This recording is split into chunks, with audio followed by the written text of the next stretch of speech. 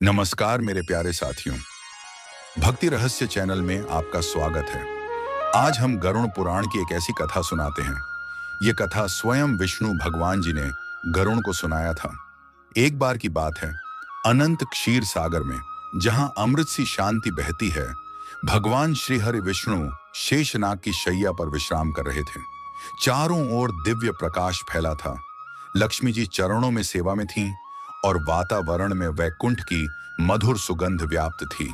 उसी समय आकाश से गरुड़ जी अपने सुनहरे पंख फैलाते हुए नीचे उतरे। उनके हृदय में एक प्रश्न था, एक ऐसा प्रश्न जो आज भी हर साधक के मन में उठता है। गरुड़ जी ने प्रणाम करते हुए कहा, हे प्रभु, इस समय का युग बहुत मुश्किल है। प्रभु, आप सर्वज्ञ हैं। आप जानते हैं कि इस कलयुग में मनुष्य कितना दुखी, कितना असहाय है। उसकी बुद्धि कमजोर, मन अस्थिर और जीवन पापों से भरा हुआ है। ऐसे समय में प्रभु, मनुष्य का कल्याण कैसे होगा? कौन सा उपाय सबसे श्रेष्ठ है? भगवान विष्णु ने मुस्कुराते हुए नेत्र खोले। उनकी आंखों से करुणा झरने लगी, जैसे अनंत करुणा का सागर बह निकला हो। भगवान विष्णु ने कहा, हे गरुड़, इस युग में सबसे अच्छा और आसान उपाय है राम नाम का जाप करना। राम नाम वह शक्ति है जो किसी के भी सारे पाप और दुख मिटा सकती है। वेद और पुराण सभी यही बताते हैं कि जो मन से राम का नाम जपे, उसके सारे पाप खत्म हो जाते हैं। यही नाम जीव को अंधकार से निकालकर मोक्ष के तट तक ले जाता है। वेद, शास्त्र और पुराण सबका सार यही एक नाम है। जो श्रद्धा से राम का स्मरण करता है, उसके असंख्य पाप पल भर में नष्ट हो जाते हैं। राम नाम एक ऐसी दिव्य शक्ति है जो त्रिलोक में दुर्लभ और मोक्ष देने वाली है। गरुड़ जी ने पुनः पूछा, प्रभु, लेकिन जो अज्ञानी हो, जिसे साधना का ज्ञान न हो, क्या वह केवल राम नाम से मुक्त हो सकता है? भगवान विष्णु ने गंभीर स्वर में कहा, हाँ गरुड़, जैसे अग्नि को छूने से जलन होती है, वैसे ही राम नाम का स्मरण होते ही पाप जल जाते हैं। यह नाम कोई साधारण ध्वनि नहीं, यह स्वयं ब्रह्म का स्वरूप है। इसका जप ही सबसे बड़ा तप, सबसे बड़ा दान और सबसे बड़ा यज्ञ है। फिर भगवान ने 3 प्रकार के जप बताए। पहला, वाचिक जप, जब नाम ऊंचे स्वर में लिया जाए। दूसरा, उपांशु जप, जब होंठ हिलें पर आवाज धीमी हो। और तीसरा, मानसिक जप, जब मन ही में निरंतर राम गूंजता रहे। इनमें मानसिक जप सर्वोत्तम है, क्योंकि वह प्रेम से भरा होता है। भगवान ने कहा, गरुड़, केवल राम नाम का उच्चारण भी जीव को पाप से मुक्त कर देता है। तुलसीदास जैसे भक्तों ने भी कहा है, कलयुग केवल नाम आधार।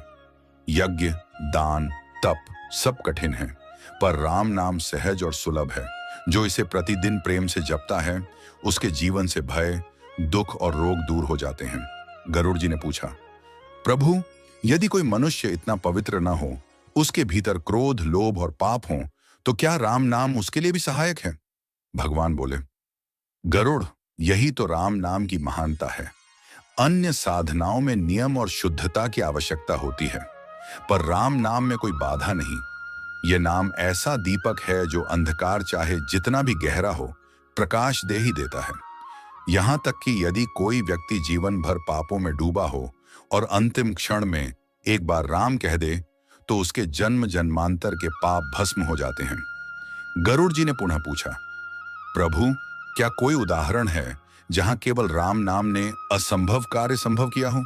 भगवान विष्णु ने कहा, असंख्य उदाहरण हैं गरुड़। अगस्त्य मुनि ने कहा था, तप से जो फल मिलता है, वही राम नाम से सहज प्राप्त होता है। एक व्यापारी था जो व्यापार में ही उलझा रहता। उसकी माता कहती, बेटा, समय मिले तो राम नाम जप लिया कर।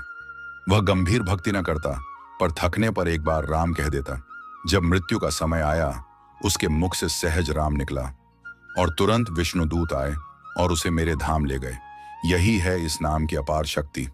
फिर भगवान बोले, जो व्यक्ति राम नाम का नियमित जप करता है, उसका मन शांत हो जाता है। क्रोध, लोभ, द्वेष मिट जाते हैं। उसके घर से दरिद्रता, भय और कलह दूर हो जाते हैं। मृत्यु के समय यमराज भी उसके निकट नहीं आते। स्वयं मेरे दूत उसे बैकुंठ ले जाते हैं। गरुड़ ने विस्मय से पूछा, प्रभु, क्या सचमुच मृत्यु के क्षण में केवल एक बार राम नाम लेने से मोक्ष मिल जाता है?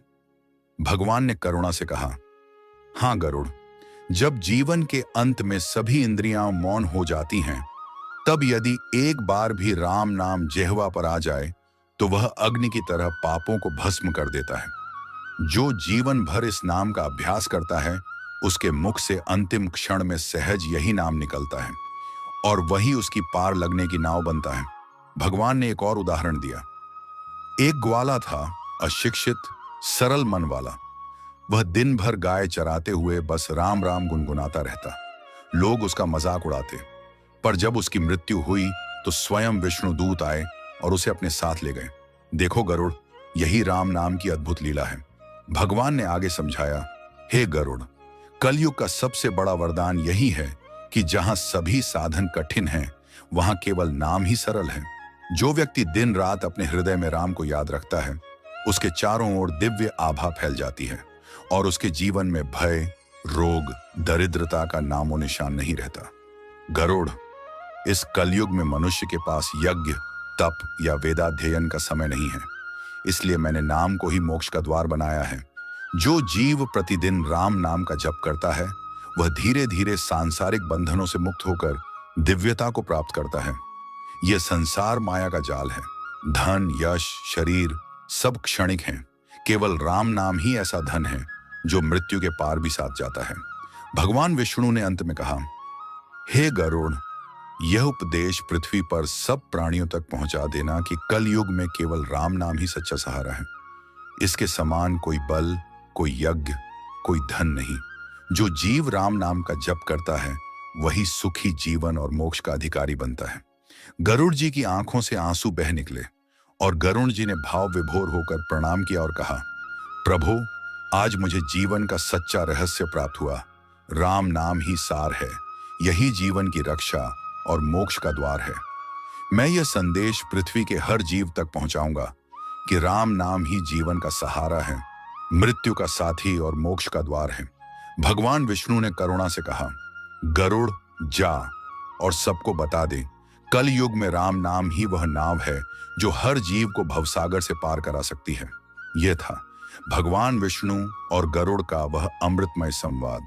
यह सिर्फ एक कहानी नहीं, यह एक आध्यात्मिक अनुभव है जो आपके भीतर भक्ति की ज्योति जगाएगा और आपको याद दिलाएगा, राम नाम ही जीवन का सच्चा आधार है। राम नाम हमारे अंतिम समय का साथी है, यही मोक्ष का द्वार है। अगर आप भगवान के सच्चे भक्त हैं तो चैनल को सब्सक्राइब कर कमेंट में जय श्री राम लिखना न भूलें। श्री राम जय राम जय जय राम, श्री राम जय राम जय जय राम, श्री राम जय जय राम।